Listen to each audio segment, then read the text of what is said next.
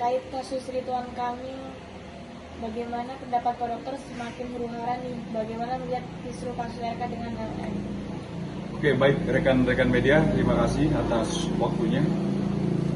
Gini, sebelumnya saya sudah sampaikan bahwa saya tidak yakin bahwa RK patut diduga melakukan dalam tanda kutip yaitu perzinahan dengan seorang LM. Kenapa? Karena saya tahu banget siapa itu RK. Bagaimana rumah tangga beliau dengan istrinya yang cukup harmonis, cukup baik gitu. Jadi ketika ada isu LM dengan karakteristik, dengan frontalnya dia, dengan masifnya dia menghadirkan kuasa hukumnya, dia preskon terus-menerus, ini terlihat ada kejanggalan dengan membuat opini-opini atau statement-statement yang secara masif langsung menyerang RK. Jadi ini perlu dicurigai. Kenapa? Harusnya langkah yang diambil oleh pihak LM ketika dia mengklaim bahwa anaknya adalah bapaknya seorang RK atau seorang pejabat publik ya, yang notabene dia adalah mantan gubernur, ya harus dia silent operation. Dia lakukan dulu gugatan terkait keperdataan yang dengan kecanggihan teknologi ilmu pengetahuan akan dilakukan tes DNA terhadap RK. Tentunya harus melalui proses pengadilan mengajukan gugatan keperdataan karena itu adalah hak prerogatifnya pengadilan. Sehingga tidak ada alasan bagi RK untuk menolak tes DNA. Maka dari itu akan ketahuan apakah betul RK sebagai ayah biologis dari anaknya LM.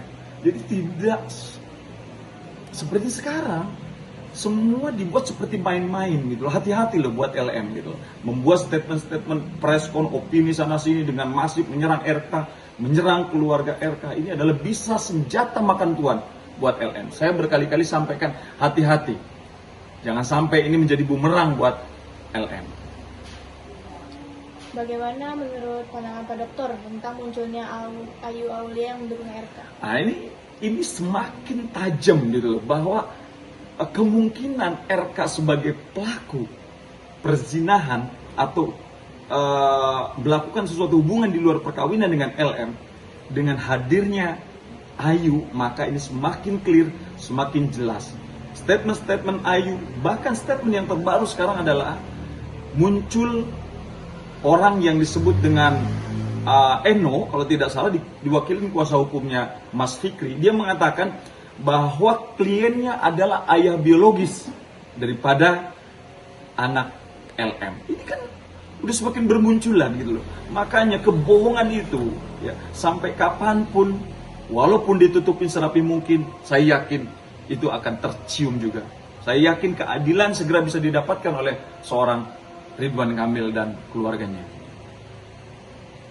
Bagaimana nih muncul lagi yang mengaku ayah biologis anak tersebut? Nah ini lebih menarik lagi. Dengan kemunculan seorang Eno ya, atau yang diwakili oleh kuasa hukumnya Mas Fikri, ini semakin menunjukkan bahwa kebohongan telah dilakukan oleh LM beserta lawyer-lawyernya. Saya yakin RK bukan orang yang bodoh. Keluarga RK pasti juga mengambil langkah hukum yang tegas, akan melaporkan mereka dalam dugaan tindak pidana kekerasan, fitnah, dan pencemaran nama baik. Apakah ini akhir dari kisru RK versus LM? Kita berdoa dan berharap, karena saya sebagai praktisi hukum menilai bahwa RK ini, saya yakin beliau seorang pejabat publik, figur yang taat beribadah. Pastinya beliau banyak berdoa, memohon perlindungan kepada Allah. Nah ini udah semakin dibukakan, semakin dikasih jalan oleh Allah, ya kan? Dengan kesabaran beliau, dengan kesabaran istrinya, ditunjukkan oleh Allah, muncullah sosok orang yang siap dilakukan tes DNA, yang mengklaim bahwa dia adalah ayah biologis dari seorang anaknya LM.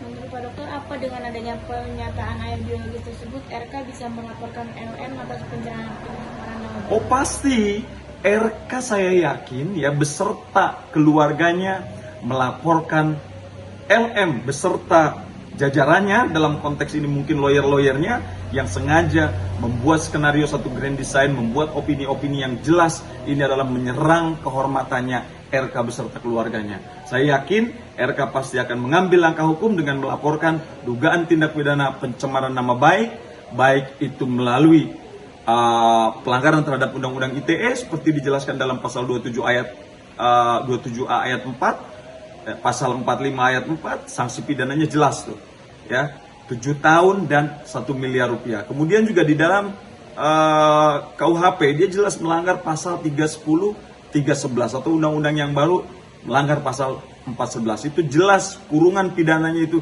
di atas 5 tahun. Bagaimana pendapat Pak Dokter mengenai citra RK di karirnya?